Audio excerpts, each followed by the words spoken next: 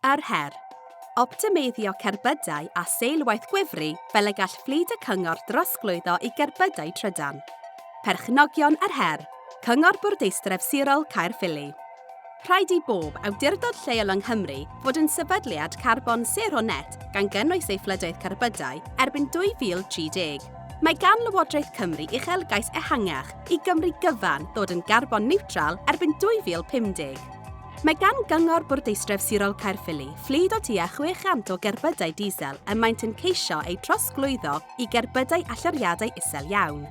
Bydd hyn yn arbed hyd at 2,000 tunnell o CO2 cyfwerth mewn allyriadau blynyddol. Ond, daw ar her o gadw'r cerbydau hynny wedi'i gwefru ac yn barod am waith.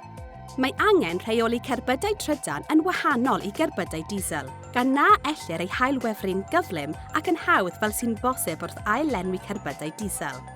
Ariennir yr her hon gan gronfa her prif ddinas Ranbarth Caerdydd, partneriaeth rhwng prif ddinas Ranbarth Caerdydd a Phrifysgol Caerdydd, a gefnogodd hefyd chwiliad am gyflenwyr priodol gyda chymorth KTN rhan o Innovate UK. Mae gan y cyngor ddata ar fath y cerbydau, y milltiroedd y mae pob un yn ei wneud bob dydd, a ble maent wedi'i lleoli. Mae llawer o wasanaethau'r cyngor yn cael ei darparu gan ddefnyddio cerbydau sy'n gweithredu ar sail dychwelyd i'r cartref, gyda cherbydau'n cael eu cymryd adref gan ei gyrwyr gyda'r nos.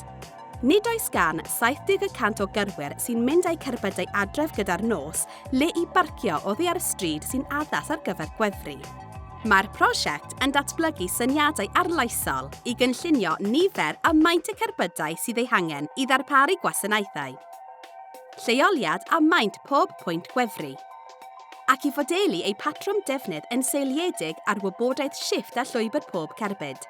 Bydd hyn yn lleihau'r anghenion gwefru yn gyffredinol ac yn osgoi'r angen am weddwyr diangen. Roedd y cam darganfod cyntaf yn cynnwys dadansoddiad manwl a gynhaliwyd gan y contractwyr Optrack Distribution Software Limited a nododd ymyriadau posibl. Yng ngham nesaf yr her, mae cynhyrchion meddalwedd wedi'u teilwra'n cael ei datblygu gan gonsortiwm sy'n cael ei arwain gan Optrack a'i gefnogi gan Flexible Power Systems a'r sefydliad arloesi trawsnewid digidol ym Mhrifysgol Caerdydd. Ar y cychwyn, ffocws y cam datblygu yw gwasanaethau tai. Mae defnyddio gwasanaeth fflyd byw yn caniatáu'r syniadau gael eu profi a'i mireinio gyda data bywyd go iawn. Gellir defnyddio'r hyn addysgwyd o'r broses hon i gefnogi sefydliadau eraill sydd am leihau eu halluriadau carbon a gwella effeithlonrwydd gwasanaethau.